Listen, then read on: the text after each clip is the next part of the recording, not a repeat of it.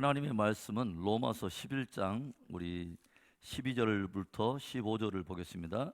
로마서 우리 11장 보겠습니다. 로마서 11장 우리 12절부터 15절의 말씀을 보겠습니다. 찾으셨죠? 12절부터 15절의 말씀 우리 함께 한 목소리로 읽어보겠습니다. 시작. 그들의 넘어짐이 세상의 풍성함이 되며 그들의 실패가 이방인의 풍성함이 되거든 하물며 그들의 충만함 이리요 내가 이방인인 너희에게 말하노라. 내가 이방인의 사도인 만큼 내 직분을 영광스럽게 여기노니 이는 혹 내 권력을 아무쪼록 시기하게 하여 그들 중에서 얼마를 구원하려 함이라. 그들을 버리는 것이 세상의 화목이 되거든 그 받아들이는 것이 죽은 자 가운데서 살아나는 것이 아니면 무엇이리요. 아멘. 우리 옆에 분들에게 그래도 우리 인사 나눕시다. 오늘도 말씀으로 은혜 받읍시다. 네, 말씀으로 은혜 받읍시다. 아멘. 우리 이 앞전 시간에 Why 제루살렘, 왜 예루살렘인가 하는 이 주제를 가지고 첫 번째 시간을 나눠보았어요. 여러분에게 이 주제가 어떻게 다가오는지를 모르지만 저는 이 문제에 대한 부분을 가지고 성경을 깊이 연구하면서 굉장히 행복한 시간들을 경험했던 적이 있습니다. 왜냐하면 이 성경에 여러분 가장 많이 등장하는 단어가 뭔지 아세요? 성경에 가장 많이 등장하는 단어 하나님이라고 하는 단어가 4,000번 정도 등장합니다. 그리고 여호와라고 하는 이름이 2,000번 정도 등장해요. 그러니까 성경 전체의 주인공이 하나님이시죠. 그렇죠? 그래서 여호와 내지는 하나님이라고 하는 이름이 6,000번 정도 등장해요. 그 다음에 두 번째 등장하는 단어가 뭔지 아세요? 예루살렘이라고 하는 단어가 가장 많이 등장합니다. 약 800번 정도 성경에 나와요. 그러니까 성경에서 굉장히 많이 나온다고 하는 것은 굉장히 중요한 어떤 그 분량과 어떤 그 가치가 있기 때문에 그 단어가 등장한 것 아니겠어요? 그래서 이 앞전에 우리가 Why 제루살렘, 왜 예루살렘이라고 하는 왜 예루살렘인가 하는 이 단어로 우리가 함께 첫 시간을 열어봤는데 조금 생각해 본다면 복습해 본다면 예루살렘의 뜻이 뭐라고 말을 했냐면 제루라고 하는 이 단어는 예비하다 또는 준비하다, 예비 또는 준비. 그 다음에 세일럼, 이 살렘이라고 그러죠. 보통 어떤 뜻입니까? 평화 또는 평강 이런 뜻이죠. 그러니까 예비된 평강, 예비된 평화 이런 뜻입니다. 굉장히 의미 있죠. 그런데 우리가 조용히 보면 하나님께서 온 세계 열방 가운데 신명기의 말씀을 이 앞전에 여러분들에게 몇 구절 우리가 찾아봤어요. 온 세계 모든 열방이 있지만 하나님께서 세초부터 세말까지 당신의 여호와의 눈이 그 위에 머무는 땅이 하나 있었다고 말씀을 드렸어요. 그렇죠? 온 세계 열방 가운데 있는데 하나님께서 여호와의 눈이 어떤 한 땅을 주목하고 있고 그 위에 여호와의 눈이 세초부터 세말까지 항상 그 위에 있느니라라는 신명기의 말씀을 여러분과 함께 찾아봤어요.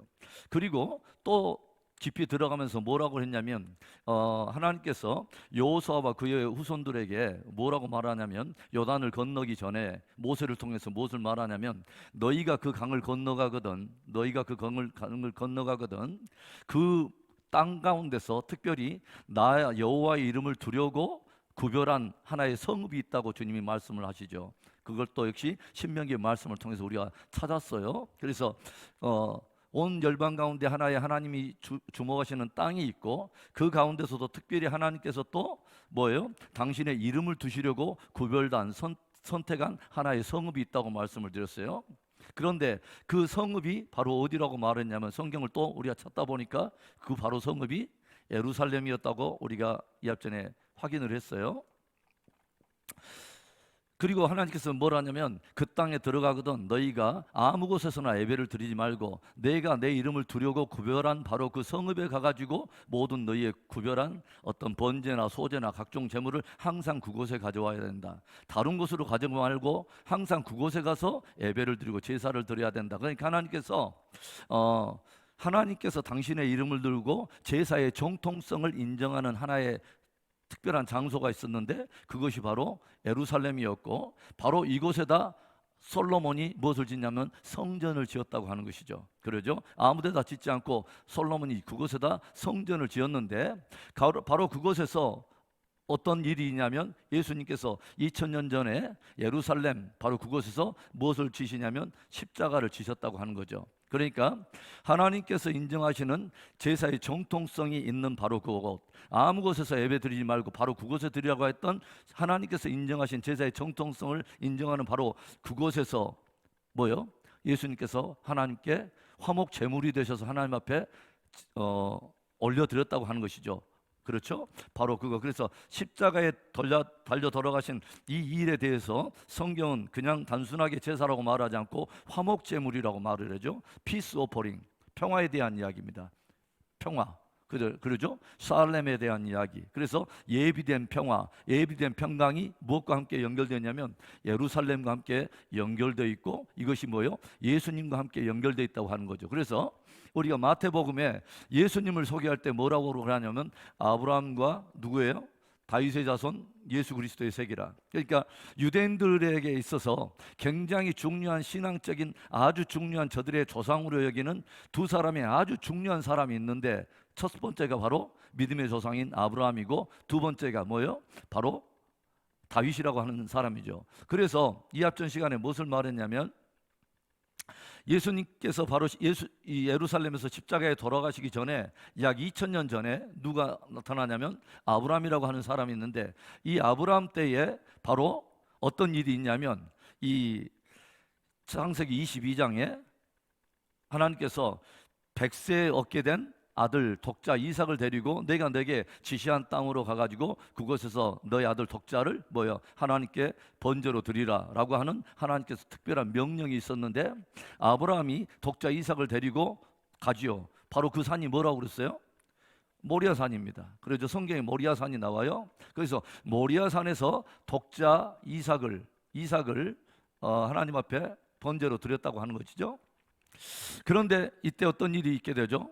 독자 이삭을 이제 나무를 벌려놓고 제단에 올려놓고 막 칼로 잡으려고 할 때 하나님께서 아브라함을 말리셔요. 그리고 독자 이삭 대신에 하나님께서 예비하신 준비하신 또 다른 하나의 제물 하나를 하나님께서 보여주시죠. 뭐죠? 어린 양이 갑자기 거기에 서 있는 것이요. 수양 한 마리가 거기에 서 있어가지고 뭐예요? 하나님께서는 독자 이삭 대신에 양을 잡아서 이제 아브라함으로 하여금 번제를 드리게 하는 기이한 하나의 사건이 있었다고 하는 거죠. 그러니까 우린 여기에서 모리아산에서 드려진 그 제사 가운데서 어떤 두 가지 제물의 하나의 이미지를 보게 된다고 하는 거죠. 하나는 뭐고? 독자, 하나는 어린 양. 독자이면서 어린 양. 이것은 굉장히 의미가 있죠. 약 2000년 후에 예수님께서 하나님의 아들이시면서 독자이면서 어린 양이 되신 예수님께서 하나님께 화목 제물로 드려질 바로 그 사건에 대한 중요한 모형을 모리아산에서 아브라함으로 하여금 행하도록 하셨다고 하는 거죠. 그런데 바로 이곳에 아브라함은 어디서 영감을 얻었는지 거기서 바로 그 제사를 드렸던 바로 그곳의 장소에다 이름 하나를 붙여주죠. 성경에 보면은 여호와적 7대 이름이라고 하는 것이 있어요. 여러분 들어보셨어요?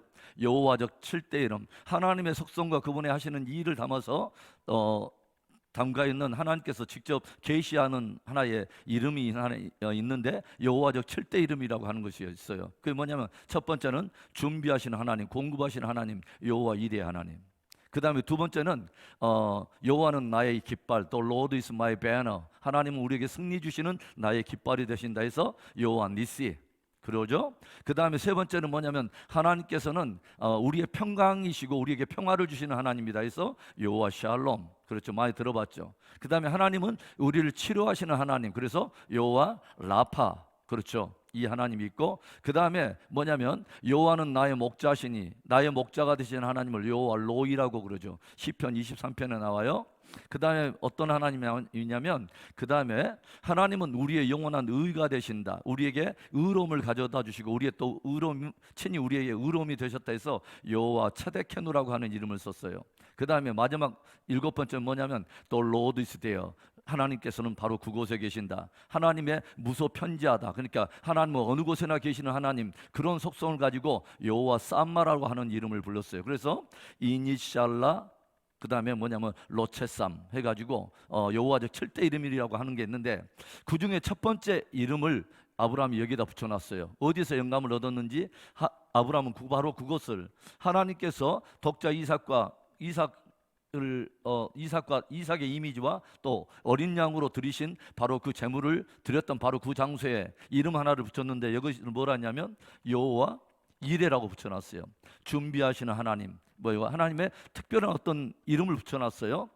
그런데 이제 우리가 또 성경에서 찾아보니까 이것은 찾아봅시다. 뭐냐면 그 모리아가 어디냐 이 말이죠. 이 모리아가 어디냐? 자, 그래서 우리가 이 앞전에 어디를 찾아봤냐면 역대하 3장 1절을 찾았습니다. 그것은 찾아갑시다. 자, 역대하 3장 1절에 구약에 열왕기상하 역대상하인데 역대하 3장 1절을 보겠습니다. 자, 구약 658페이지에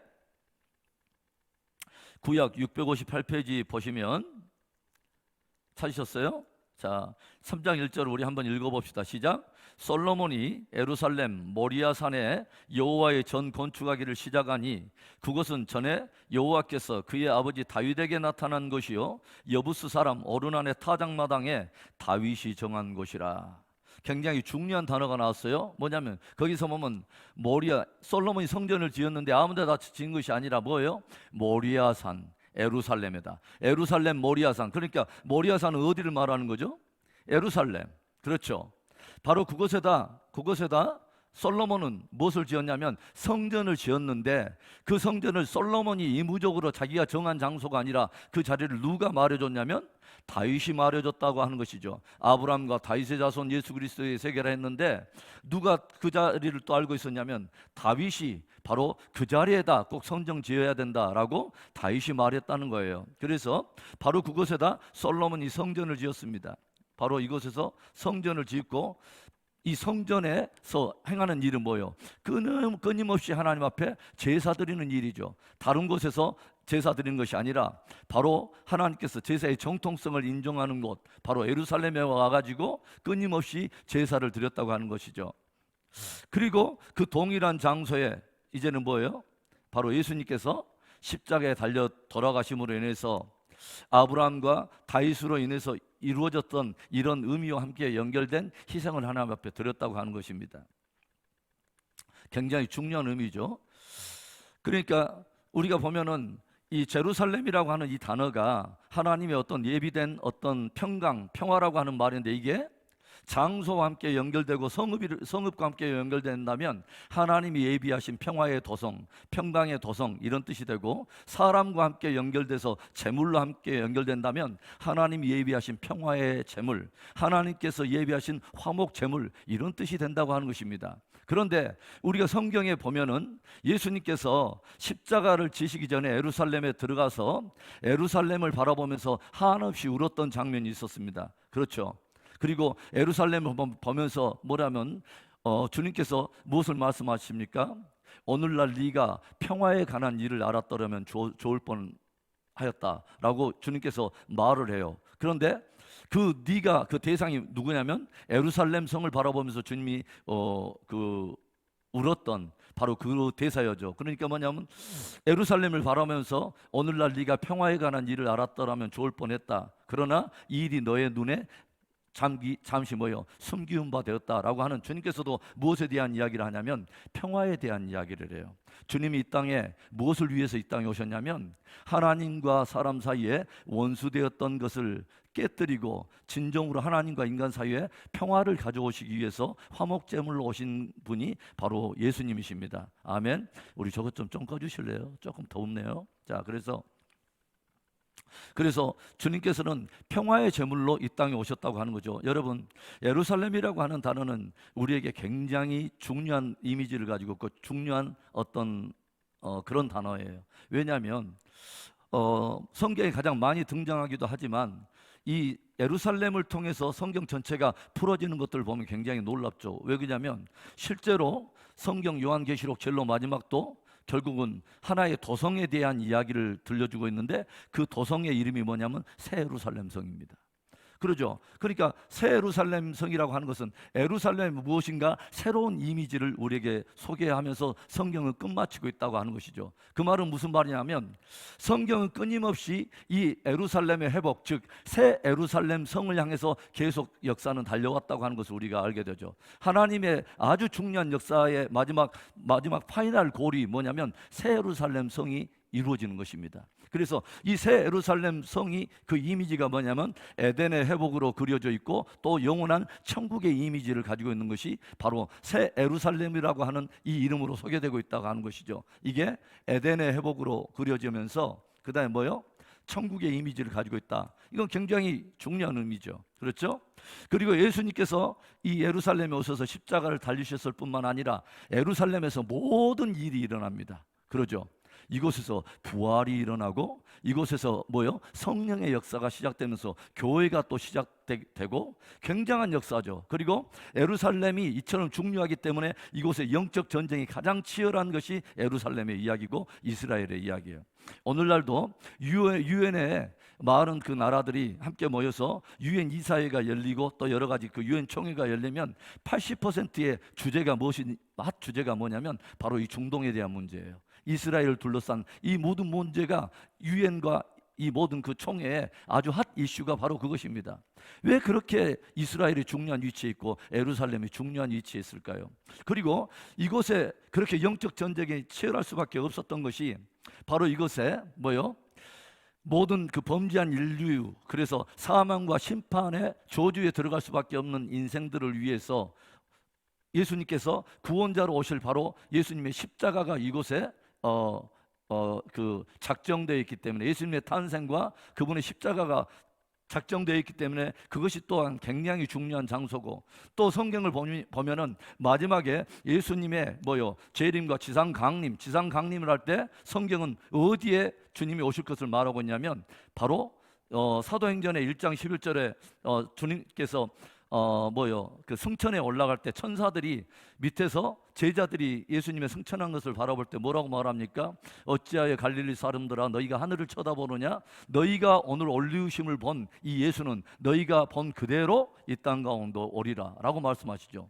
그리고 그 성경 끊임없이 그분이 어디로 오실 것을 말하냐면 동편산 감람산에 그의 발이 서실 것이요. 이 앞전에 우리가 스가랴서를 우리가 통해서 봤어요. 그러니까 주님이 재림을 통해서 지상 강림할 때는 어디로 오신다고 하는 것을 성경이 말하냐면 바로 그분이 원래 오르셨던 승천했던 바로 그 자리 동편산 감람산에 주님께서 다시 오실 것을 성경이 끊임없이 말하고 주님께서 그 땅에 오시면서 굉장히 또 다른 어떤 세상이 이제 펼쳐질 것을 말하는데 그게 그때로부터 천년 왕국이 시작될 것을 성경이 우리에게 보여주고 있다고 하는 것입니다.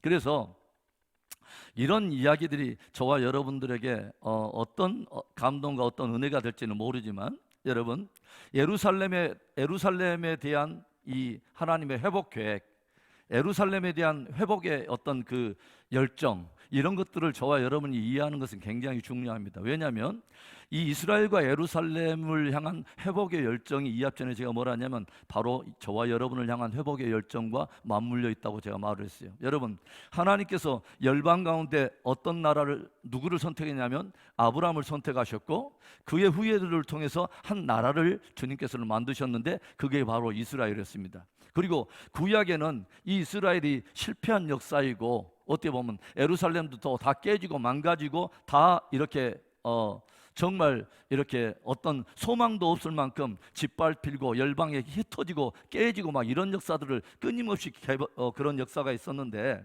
여러분 이스라엘을 다시 회복되는 역사가 없다면 예루살렘이 다시 회복되는 역사가 없다면 우리는 굉장히 하나님의 속성에 대해서 굉장히 어떤 난제에 빠지게 됩니다. 왜냐하면 하나님께서 선택한 사람들 하나님의 특별히 선택한 백성들도 얼마든지 하나님 버릴 수 있고 그리고 그들을 회복시킬 수 없다면 결국은 하나님의 선택된 백성을 향한 하나님의 구원 계획은 결국은 실패로 돌아갈 수밖에 없다. 실패로 돌아갈 수 있다고 하는 그런 전제를 우리가 갖게 된다고 하는 것입니다. 그래서 여러분 이 예루살렘의 회복과 이스라엘의 회복은 무엇과 맞물려 있냐면 바로 저와 여러분의 회복과도 함께 맞물려 있고 모든 만물의 구원 역사와 함께 맞물려 있다고 하는 것을 우리가 알아야 된다고 하는 것이죠. 그리고 이 앞전에 저와 여러분이 그것을 소화할 수 있을지 모르지만 제가 그런 말을 했어요. 여러분, 왜 예수님께서 십자가를 예루살렘에 와서 꼭 돌아가셨고 마지막 이야기를, 회복에 대한 그림을 새 예루살렘의 이야기로 들려주고 있느냐 라고 하는 것을 연결시키면서 제가 그런 말을 했습니다. 저의 이야기가 아니라 유대 랍비로서 주님께 돌아온 메시아닉 주라고 그러죠. 그러니까 유대인 중에 예수 그리스도를 나의 구주로 영접한 사람들을 메시아닉 주라고 부르는데, 유대 랍비 중에 한 사람이 메시아닉 주로서 그 사람이 그 이야기를 해요. 뭐냐면 다시 한번 자기가 알고 있는 구약 전체 이야기가 예수님에 관한 이야기라고 하는 것을 알면서 이 사람이 나중에 자기가 깨달은 아주 결정적인 이야기를 하죠. 뭐라고 말하냐면, 예수님이 예루살렘에서 십자가를 지시고 구속을 이루신 것은 뭐냐면 제일 처음에 하나님과 원래 인간 사이에 원래 깨져버린 그 평화가 깨져버린 바로 그 장소, 바로 그곳에서 십자가를 달리심으로 인해서 속죄를 이루신 것이다. 그러면 여러분, 하나님과 인간 사이에 가장 먼저 평화가 깨졌던 장소가 어디예요? 바로 에덴입니다. 에덴. 그래서 많은 유대인들은 무엇을 알고 있냐면 그렇게 이해하고 있습니다. 뭐냐면 예루살렘은 곧 에덴이었다라고 그렇게 이해를 하고 있습니다. 그래서 여러분, 마지막을 새 에덴의 모습으로 보여주고 천국의 모습을 보였는데 그것을 뭐라고 소개하고 있냐면 새 예루살렘이라고 소개를 하고 있다고 하는 것입니다. 여러분, 예루살렘을 중심으로 해가지고 여러분 성경을 다시 한번 깊이 한번 읽어보세요. 전혀 다른 관점에서 성경이 열리는 놀라운 은혜들이 있을 거예요. 여러분, 제가 여러분에게 그런 말을 했죠. 우리의 신앙은 굉장히 균형이 있어야 된다. 하나는 뭐냐면 하나님의 모든 말씀을 우리들은 나 중심으로 나에게 적용해서 내가 은혜를 받는 그런 미시적인 관점도 있어야 되지만, 하나는 또 뭐냐면 하나님의 관점으로 하나님이 이루실 일들을 커다란 그림으로 바라보는 거시적인 관점도 우리가 알고 있어야 된다. 이건 굉장히 중요한 포인트예요. 왜냐하면 예수님의 제자들도 3년 반 동안 예수님과 함께 공생의 사역을 했지만 초림에 오실 주님이 고난을 통해서 구속을 이루실 거라고 하는 바로 주님의 이 큰 그림을 이해하지 못하니까 제자들은 늘 무엇을 생각했냐면 이스라엘을 빨리 회복하는 이 일, 그래서 그 나라가 회복되면 누가 좌회전되고 우회전될 것이냐는 사리다툼을 하면서 엉뚱한 신앙을 갖게 된다고 하는 거죠. 여러분, 마찬가지예요. 뭐냐면 하나님의 커다란 어떤 관점에서 주님께 중요한 이야기가 우리에게 열리지 않으면 늘 우리는 뭐냐면 나 중심의 어떤 것들, 미시적인 관점의 것들만 늘 주장하다 보니까 하나님의 커다란 구원 역사에 대한 아주 중요한 포인트를 놓칠 수 있다라고 하는 것입니다. 그러니까 예전에 제가 미국에서 목회할 때 저는 항상 수요일에는 항상 이런 주제를 가지고 끊임없이 강의를 해왔습니다. 그런데 처음에는 다소 좀 이렇게 쉽지 않던 어떤 그런 주제들이었지만 나중에 성도님들이 굉장히 성경을 거시적인 관점들로 바라보기 시작하면서 균형 잡힌 어떤 그 믿음을 갖는 것들을 제가 보았어요. 그러니까 뭐냐면 여러분, 커다란 어떤 그림을 봐야 내 순간적으로 내 삶 속의 상황이나 역사에 순간적으로 펼쳐지는 어려운 순간과 여러 위기를 찾아올 때도 흔들리지 않아요. 왜냐하면 하나님께서 커다란 그림 속에서 어떤 목적을 갖고 계신다고 하는 것을 우리가 알아야 된다고 하는 것이죠. 그 커다란 하나님의 목적과 마지막 방향을 우리가 알 때 우리의 믿음이 흔들리지 않게 된다고 하는 것입니다. 저와 여러분 안에 하나님께서 지혜와 계시의 영을 주셔서 하나님의 말씀을 토대로 역사를 바라보는 눈을 열어주시기를 주님의 이름으로 축원합니다. 굉장히 중요한 이야기예요. 그래서 여러분, 이 복음을 가지고 이제 예수님께서 이 땅 가운데 오셨는데 계속해서 성경은 어떤 이야기를 하고 있냐면 바로 유대인들과 이방인 사이에서 일어나는 어떤 아주 중요한 어떤 이 이야기들을 성경은 끊임없이 들려주고 있다고 하는 것이죠. 여러분, 이제 제가 그 패러그래프를 한번 읽어볼게요. 유인물 보세요. 자, 보겠습니다. 많은 제국들이 일어났다가 사라지고 온데간데 없이 사라졌지만 예루살렘은 그 이름 그대로 하나님의 약속 그대로 영원 전부터 지정된 바로 그 장소에 여전히 존재하고 있습니다. 예루살렘의 회복이 왜 그렇게 중요합니까? 예루살렘의 회복은 이스라엘의 회복이요, 이스라엘의 회복은 교회의 회복이며 교회의 회복은 만물의 회복이요, 만물의 회복은 주님이 다시 오심과 맞물려 있습니다. 우리는 하나님의 회복의 비밀을 깨달아야 합니다. 우리가 말씀 한 구절을 이제 한 구절 찾아가 봅니다. 사도행전 3장 보겠습니다. 사도행전 3장 우리 20절과 21절을 보겠습니다.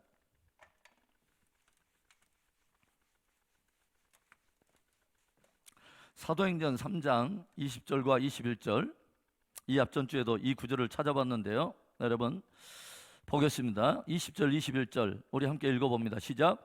또 주께서 너희를 위하여 예정하신 그리스도 곧 예수를 보내시리니 21절 하나님이 영원 전부터 거룩한 선지자들의 입을 통하여 말씀하신 바 만물을 회복하실 때까지는 하늘이 마땅히 그를 받아두리라. 여러분, 하나님께서 예수 그리스도를 이 땅에 다시 보내신다는 거예요. 그것은 어떤 사건이죠? 바로 재림의 사건을 지금 말하는 거죠. 그러니까 주님의 다시 오심, 재림의 사건, 바로 하늘이 그를 받아두고 계시는데, 그런데 바로 그분을 하나님이 다시 보내는 때가 있다고 하는 것이죠. 그런데 이때는 무엇과 맞물려 있냐면 하나님께서 영원 전부터 가지고 계셨던 바로 그 소망이 하나 있었는데, 뭐라고 오늘 성경이 말하냐면 하나님이 영원 전부터 거룩한 선지자들을 입을 통해서 끊임없이 말씀하셨던 하나의 주제가 있었다고 하는 거죠. 하나님께서 영원 전부터 선지자들의 입을 통해서 반드시 이룰 것이라고 선지자들의 입을 통해서 끊임없이 다루었던, 애언해 오셨던, 말씀해 오셨던 아주 중요한 주제가 있는데, 그게 뭐냐면 만물의 회복이었다는 거죠. 만물의 회복. 만물이 반드시 회복된다. 그런데 이때까지, 만물이 회복될 때까지는 하늘이 마땅히 그를 받아두리라. 그러니까 만물이 회복되는 이 일이 있기 전에는 예수님께서 이 땅에 오시지 않는다. 바로 지금 그런 이야기예요. 그런데 중요한 것은 선지자들 통해서 끊임없이 구약에 애언해 왔던 이 만물의 회복이 무엇에 대한 회복을 지금 말하고 있느냐 하는 거죠. 그런데 구약을 우리가 자세히 보고 선지서들을 읽다 보면 선지자들이 끊임없이 애언해 왔던 회복의 역사에 많은 80% 이상의 어떤 회복의 주제는 무엇에 대한 회복을 다루고 있냐면 이스라엘과 예루살렘의 회복에 대한 이야기를 다루고 있어요. 여러분 한번 구약의 선지서를 다 읽어보세요. 대부분의 회복의 메시지의 80% 이상이 다 이스라엘이 회복되고 예루살렘이 회복된다는 것입니다. 이것에 대한 회복을 이야기하고 있고, 그래서 제가 말을 하는 거예요. 무엇을 말하냐면 이스라엘과 예루살렘의 회복은 무엇의 회복과 관계가 있냐면 만물의 회복과 관련이 있고, 만물의 회복은 무엇과 맞물려 있다? 주님의 다시 오심과 함께 맞물려 있다. 그런데 여러분, 이스라엘과 예루살렘의 회복이 제가 또 뭐라고 하냐면 교회의 회복과도 맞물려 있다. 교회라면 이방인들의 구원 역사를 말하는 거죠. 이방인들의 구원. 이스라엘과 예루살렘의 회복은 이방인들의 구원 역사와도 함께 맞물려 있고, 이것은 또 뭐예요? 이것이 곧 만물의 회복인 것을 성경이 끊임없이 다루고 있고, 이것은 뭐예요? 곧 주님의 재림과 함께 맞물려 있다. 이것을 또 다른 말로 말한다면 뭐예요? 이방인들의 충만한 수가 주님께 돌아올 뿐만 아니라 유대인의 충만한 수가 주께 돌아와서 온전히 구원의 역사가, 하나님이 원하신 만큼의 구원 역사가 이루어지면 누가 오신다는 거예요? 바로 예수님이 오신다. 바로 지금 이렇게 말할 수 있는 거예요. 여러분, 이제 우리가 한번 그런 이야기를 우리 한번 들어갑시다. 어떤 이야기 들어가냐면 주님께서는 이제 마태복음을 우리가 보면은 마태복음 24장, 마가복음 13장, 누가복음 21장, 이 장들은 다 무엇을 주님께서 이야기하고 왔냐면 마지막 시대의 징조를 이야기하고 있어요. 마지막 시대의 징조. 그런데 마지막 시대의 징조를 다 말씀하시고 나서 항상 주님의 결론은 하나의 어떤 주제를 가지고 마지막 결론을 지어요. 뭐라냐면 너희가 이 모든 말을 다 들었으니 이제는 뭐라고 하냐면 항상 주님이 이 말씀하세요. 너희는 무화과나무에 대한 비유를 배우라. 무화과나무에 대한 비유를 배우라. 말을 해요. 무화과나무에 대한 비유.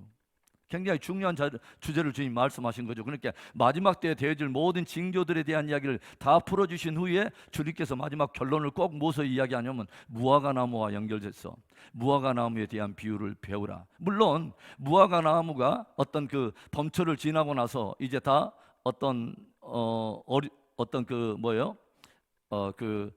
다 수확이 다 끝나고 나서 또다시 뭐냐면 그 말랐던 어떤 그 가지에 연애하여 주고 잎사귀가 나면 여름이 가까운 어떤 그런 그 나무가 가지고 있는 속성에 대한 이야기도 하나의 비유처럼 들려줬지만 실제로 여기는 굉장한 또 하나의 의미가 있다고 하는 것이죠. 여러분, 그러면 이 부분에 대한 이야기를 한번 살펴보겠습니다. 자, 마태복음 21장 19절에 여러분 봐보세요.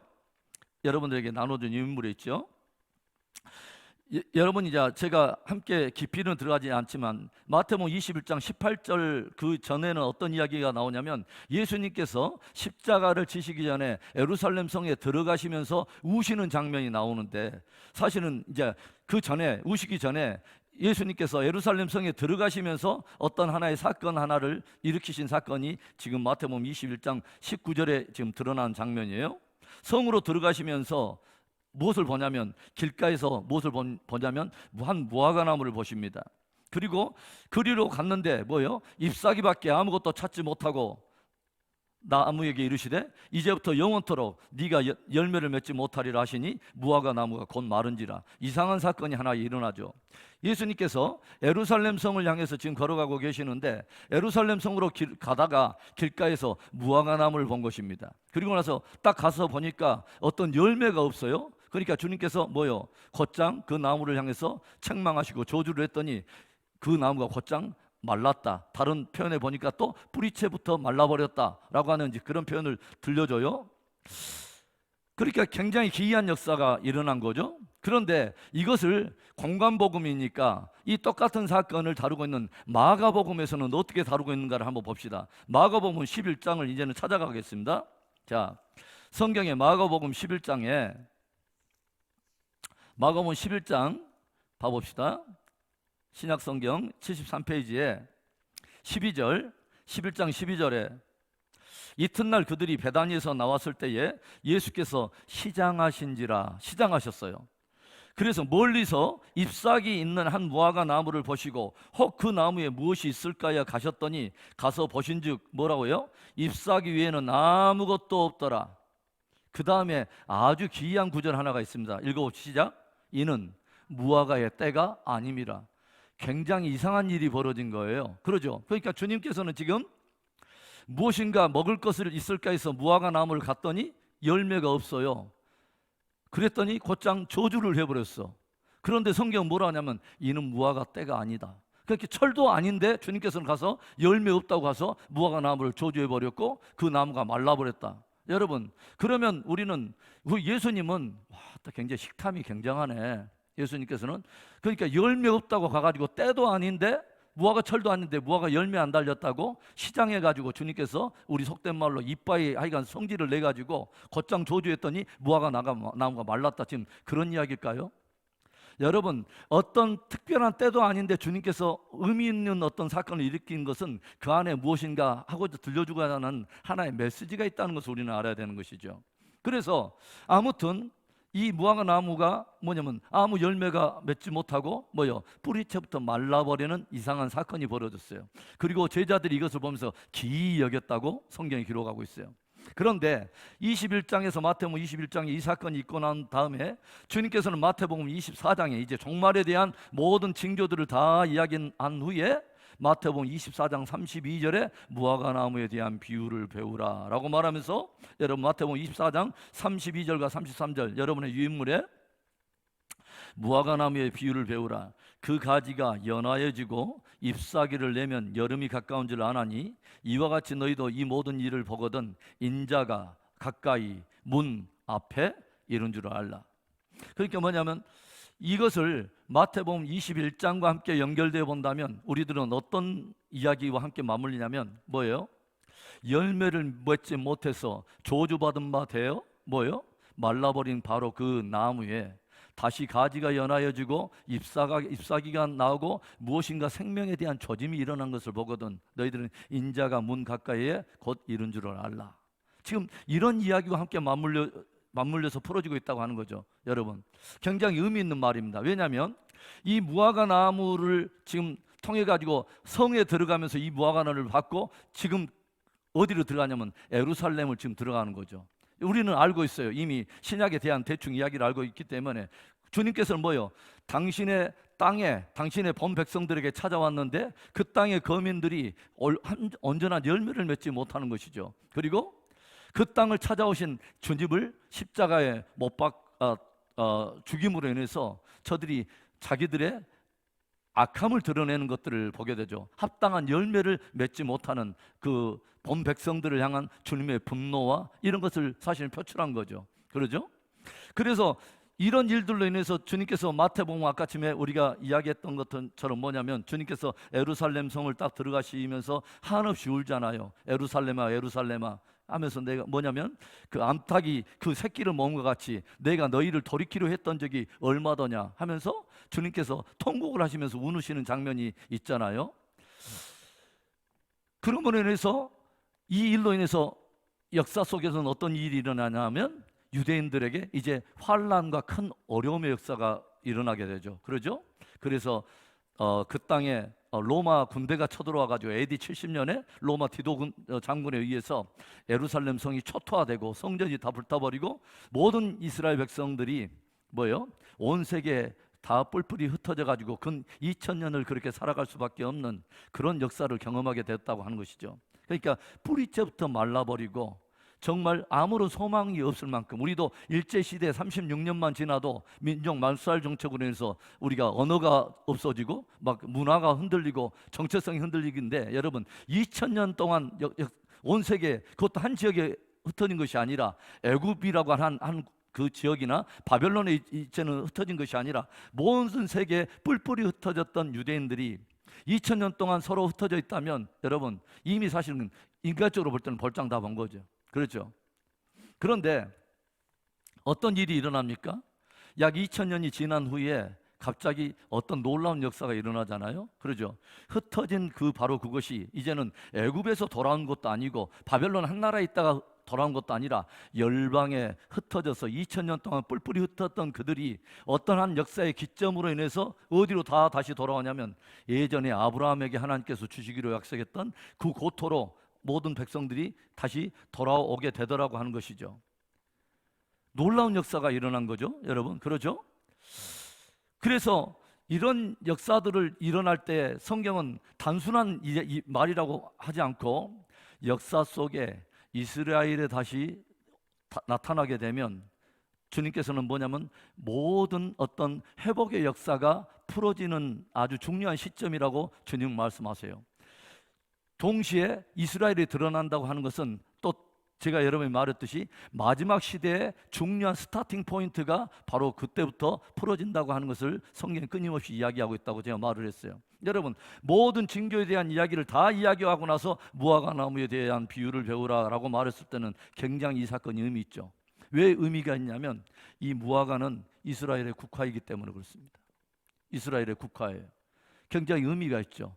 그러니까 모든 망가지고 깨진 그 실패한 역사인 것 같고 이제는 존재 자체도 없어진 바로 그것 같은데 뭐요? 그러한 이스라엘이 다시 어떤 특별한 은혜 속에 예전의 그 고토에 다시 돌아오게 되는 바로 이 일이 일어나면 나 여호와가 말하고 나 여호와가 이룬 줄을 너희들은 알라. 그리고 뭐요? 바로 그때 그 일이 일어나면 인자가 문 가까이에 곧 이룬 줄을 알라. 이건 굉장히 중요한 거죠.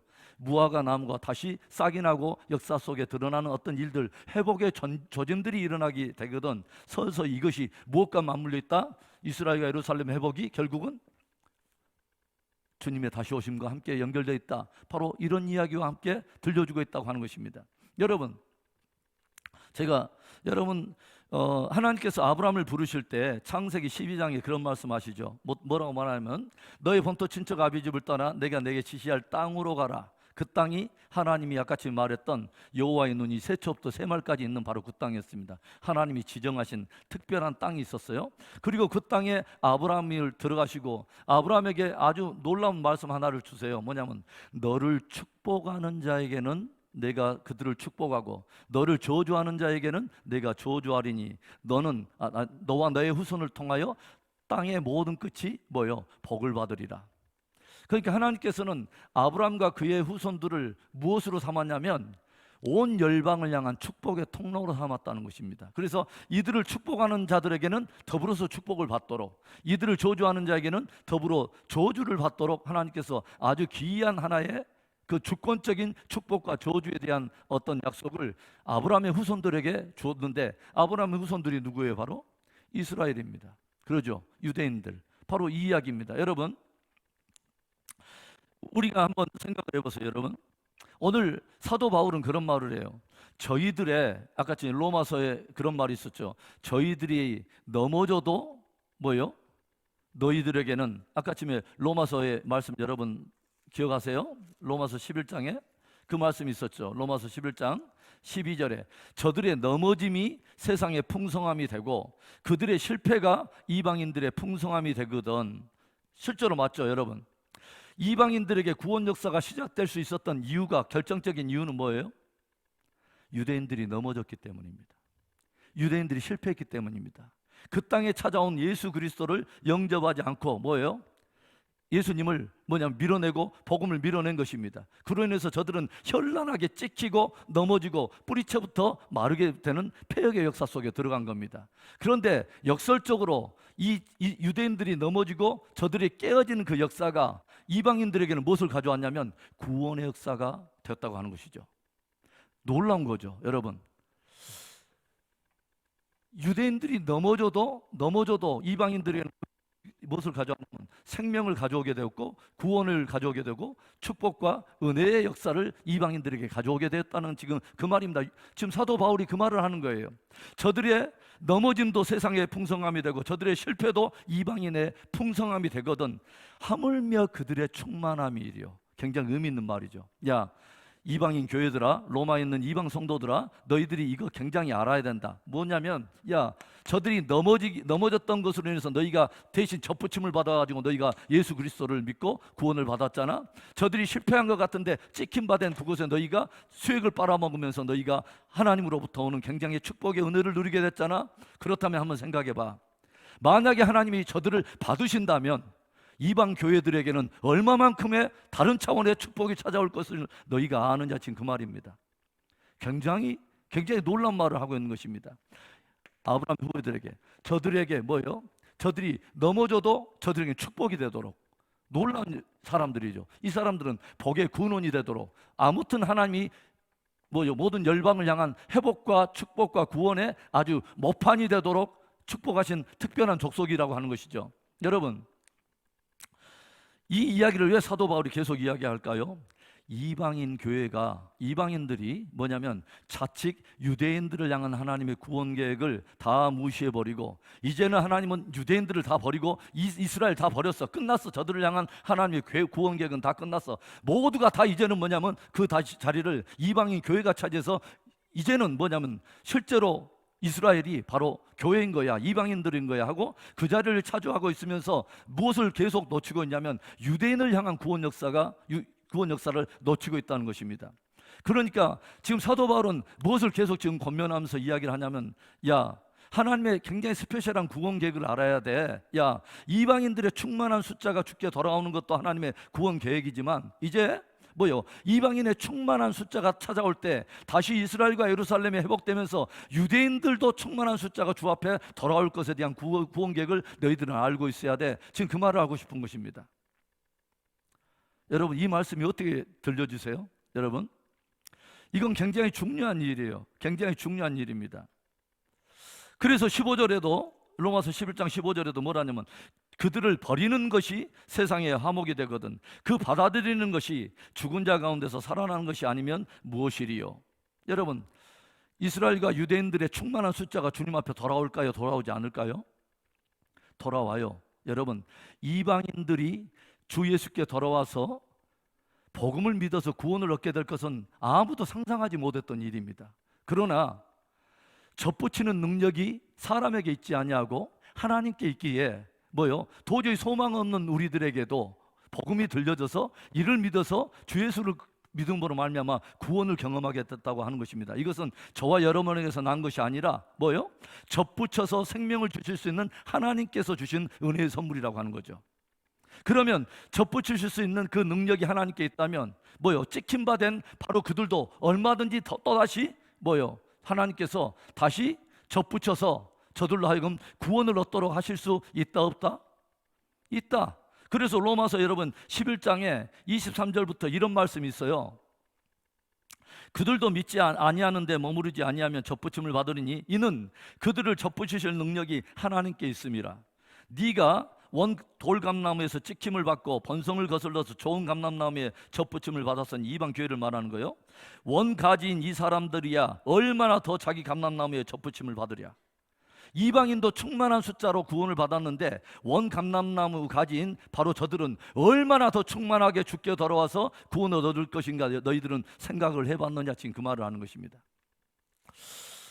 굉장히 중요한 말이죠. 여러분, 다 깨지고 상하고 다 망가져버린 아무도 소망도 없는 바로 그 이스라엘과 예루살렘의 역사 속에 드러나서 회복되어서 다시 접붙임을 받아서 구원을 받고 회복을 얻는다. 이건 굉장히 중요한 이야기죠. 여러분, 제가 말했지만 이스라엘과 예루살렘 회복은 저와 여러분의 구원의 한 모델인 것입니다. 뭐예요? 주님께서 저와 여러분을 택하시고 우리의 인생이 때때로는 깨지고 망가질지라도 하나님께서 선택한 자를 끝까지 붙드시고 온전히 회복하실 것에 대한 아주 중요한 포변적인 모델이 이스라엘과 예루살렘의 회복에 있는 것입니다. 우리는 이것을 깊이 기억해야 되는 것이죠. 그래서 뭐냐면 사도 바울은 이들을 경고해요. 이방 교회들을. 야, 너희들 행해로도 마음에 교만하지 마라. 유대인들을 향해서 너희 마음을 높이지 마라. 뭐요? 저들을 꺾어버리셨다면, 만약에 저들을 꺾어버리셨던 그 하나님은 얼마든지 너희들도 꺾으실 수 있는 하나님인 것을 기억해라 라고 사도 바울은 경고를 해요. 그리고 사도 바울의 해침은 뭐냐면, 야, 예전에 구약시대에 하나님께서 유대인들을 선택하시고 그 유대인들을 통해서 하나님의 구원의 축복이 이 아브라함의 후손을 통해서 열방에게 흩어져 가지고 열방을 구원하도록 하신 이 하나님의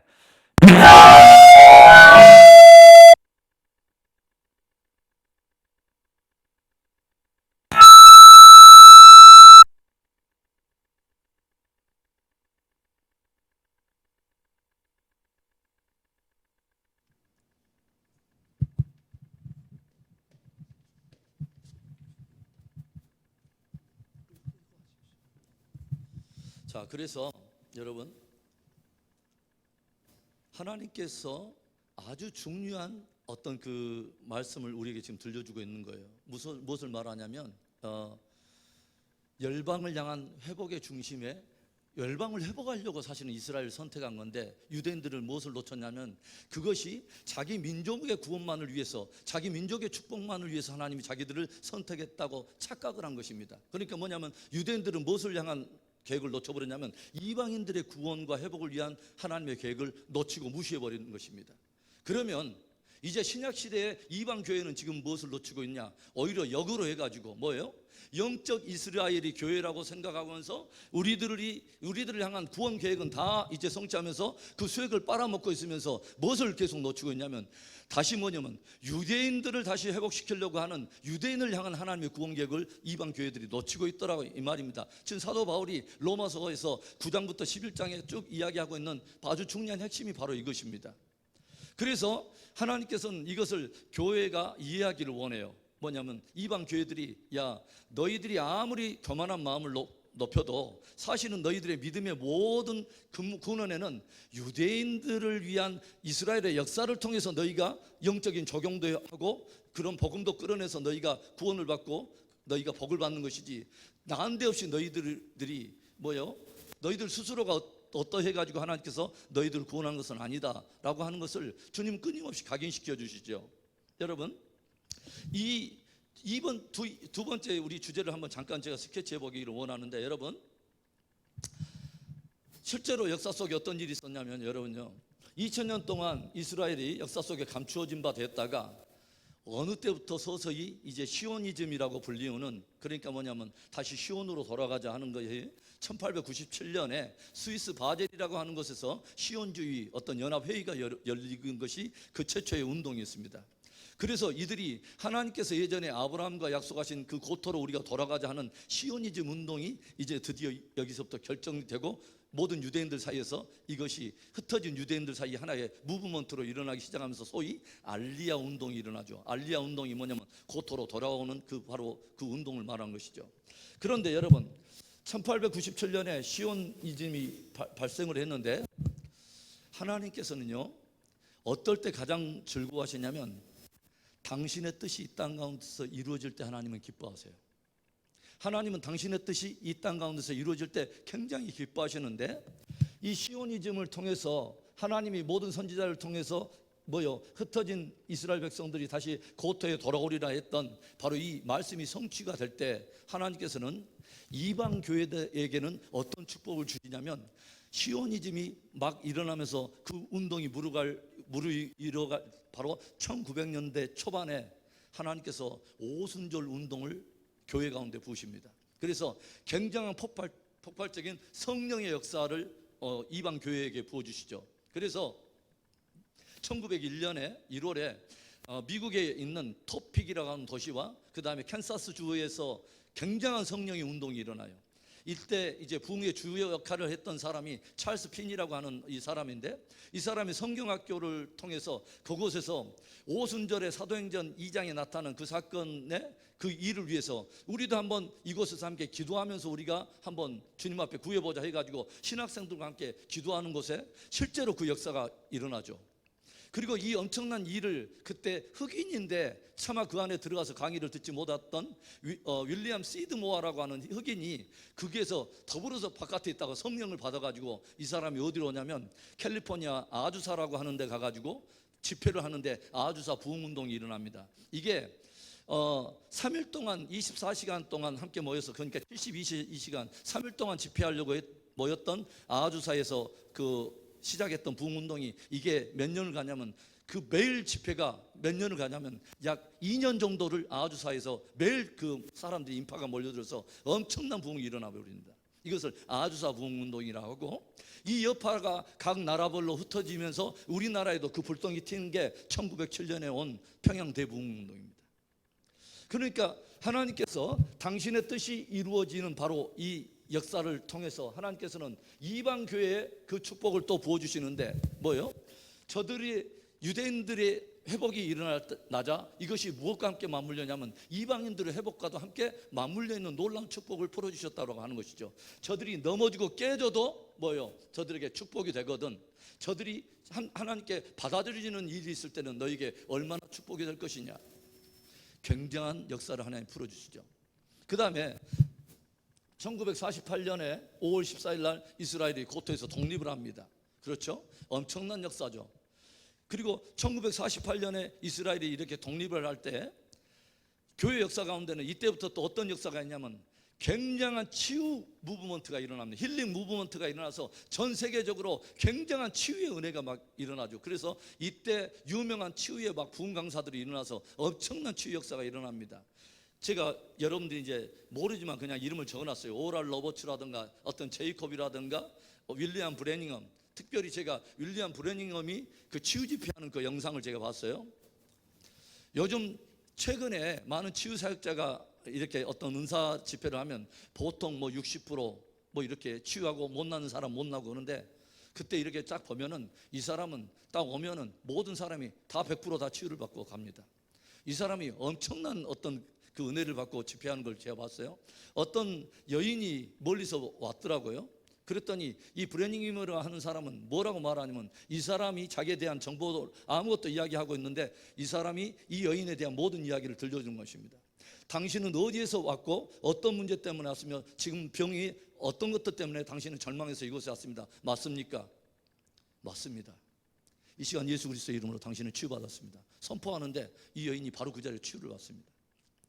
굉장한 수준의 하나님께서 그 치유 역사를 하나님의 교회를 위해서 풀어주시는데, 바로 1948년에 이스라엘의 독립과 더불어서 이런 일이 일어나더라고 합니다. 그런데 여러분, 이스라엘의 역사 속에 독립된 1948년 5월 14일 1948년을 기점으로 해서 누가복음은 이렇게 말을 해요. 무화과 나무와 모든 나무를 보라. 그러니까 누가복음에서는 뭐라고 하냐면 무화과 나무만 이야기하지 않고 무화과 나무와 모든 나무를 보라. 가지가 연하여지고 싹이 나거든 너희가 여름이 가까운 줄 알라. 이 말씀을 했어요. 무화과 나무뿐만 아니라 모든 나무를 보라. 놀랍게도 제가 이제 이 부분을 제가 주제를 가지고 공부를 미국에 살 때에 7주에 뒤져봤어요. 이스라엘의 역사 속에 독립했던 1948년을 전후로 해가지고 지구촌에 몇 개 나라가 독립을 하냐면 약 100개 나라가 독립을 합니다. 벨기에, 프랑스, 포르투갈 이런 나라들로부터 남미와 아프리카 지역에, 아시아 지역에 엄청난 나라들이 함께 더불어서 막 독립합니다. 심지어 우리나라도 5년에 우리는 독립을 합니다. 그러죠. 일제에서부터. 그러니까 48년을 중심으로서 이스라엘이 역사 속에 회복이 되기 시작하면서 이 조짐들이 일어나면서 지구촌의 각 나라 안에도 엄청난 역사가 일어나도록 하는 것이죠. 저들이 찍힌 바 돼도 이방에는 축복이 되거든.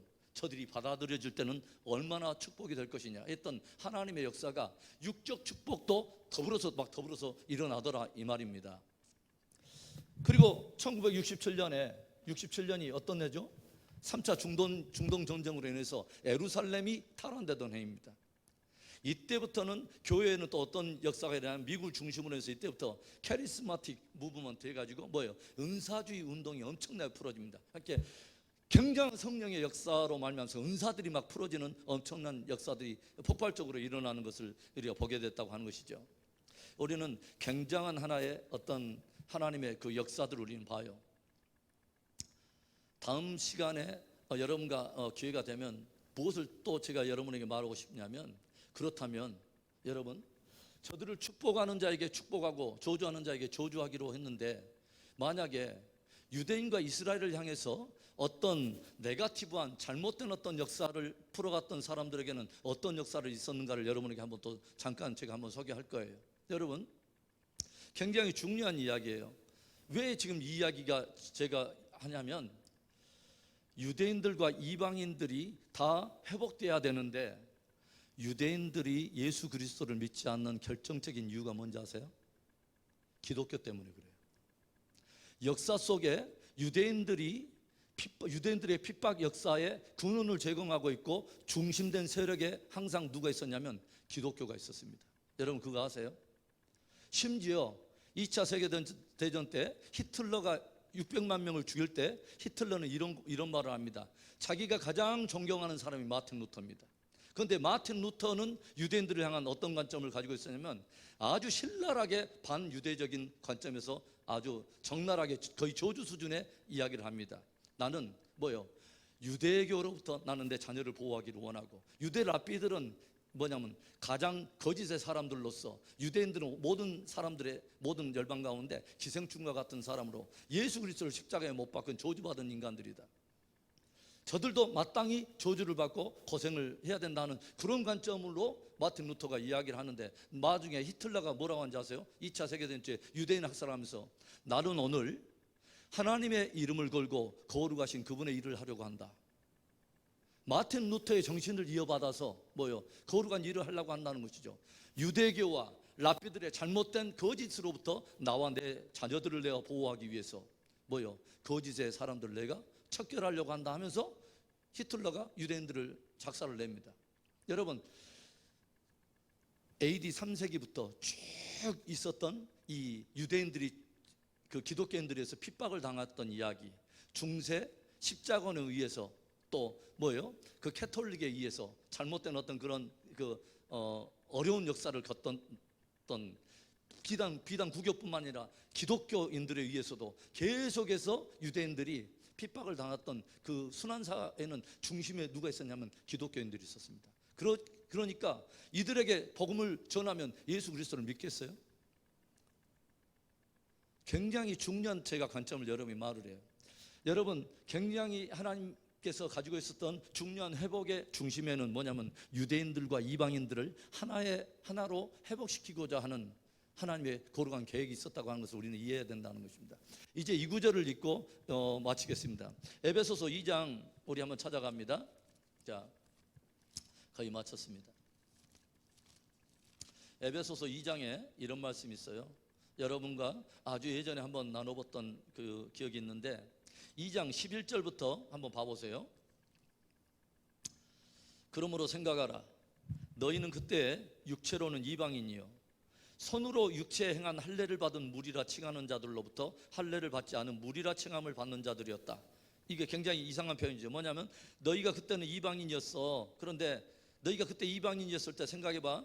너희는 그때 손으로 육체에 행한 할례를 받은 무리들 누구죠? 유대인들을 말한 거죠. 그러죠. 육체에 행한 할례를 가지고 있는 사람들 누구예요? 유대인들 말하는 거죠. 그 사람들로부터 너희들은 누구라고 말을 받았냐면 할례를 받지 않은 무리라고, 할례가 없는 사람들이라고 너희들은 그때 칭함을 받았잖아요. 지금 그 말이죠. 그러니까 유대인들로부터 너희들은 할례도 없는 자라고 그렇게 비방을 받았던 그런 사람들이었어. 이방인들 너희들은. 12절에 그때 너희는 그리스도 밖에 있었고 이스라엘 나라 밖에 사람이라. 맞죠? 그때 이스라엘 나라 밖에 있었던 사람이고 하나님과 이스라엘 백성들이 맺었던 약속의 언약들에 대해서는 외인이요 아무런 상관도 없고 소망도 없고 하나님도 없는 사람들이었죠. 맞죠? 그런데 13절에 이제는 전에 멀리 있던 너희가 그리스도 예수 안에서 그리스도의 피로 가까워졌느니라. 그는 우리의 화평이신지라. 평화에 대한 이야기를 하고 있어요. 둘로 하나를 만드사 원수된 것 곧 중간에 막힌 나무를 자기 육체로 하시고 법 조문으로 된 계명의 율법을 폐하셨으니 이는 이 둘로 자기 안에서 한 세 사람을 지어서 화평하게 하시고 또 십자가로 이 둘을 한 몸으로 하나님과 화목하게 하려 하심이라. 원수된 것을 십자가로 소멸하시고 또 오셔서 먼 데 있는 너희에게 평안을 전하시고 가까운 데 있는 자들에게 평안을 전하셨으니 18절 이는 그로 말미암아 우리 둘이 한 성령 안에서 아버지께 나아감을 얻게 하려 하심이라. 여러분 여기서 계속 둘이라고 하는 단어가 계속 나와요. 이 둘은 누구를 말하는 거죠? 유대인과 이방인을 말하는 것입니다. 그러죠? 그래서 야 이방인들이 너에게 죽게 돌아와야 되는데 가장 이방인들이 돌아오는데 가장 장애물이 율법이잖아. 그래서 이 율법에 묵은 것들을 내가 십자가로 다 패워버렸어. 그래서 구원이 이제는 율법으로 말미암아서 오는 것이 아니라 주 예수 그리스도를 믿음으로 말미암아서 누구든지 믿는 자가 구원을 얻도록 이제 다 문을 열어놔서 유대인이든 이방이든지 그리스도 예수 안에서 하나됨을 이루려 하려 하심이라. 지금 이 말을 하고 있는 것입니다. 그러니까 하나님의 구원 계획 안에서는 끊임없이 하나님은 무엇을 이야기하고 있었냐면 이방인들을 제외한 유대인들을 또는 유대인을 제외한 이방인들이 아니라 뭐요? 유대인과 이방인이 그리스도 안에서 함께 충만한 수초로 구원을 얻게 될 바로 이것을 계획하고 계셨다고 하는 것이죠. 이 놀라운 신비가 있었다고 하는 것을 성경에 끊임없이 들려주면서 이 회복이 왜 저와 여러분에게 함께 맞물려 있고 중요한 것이냐.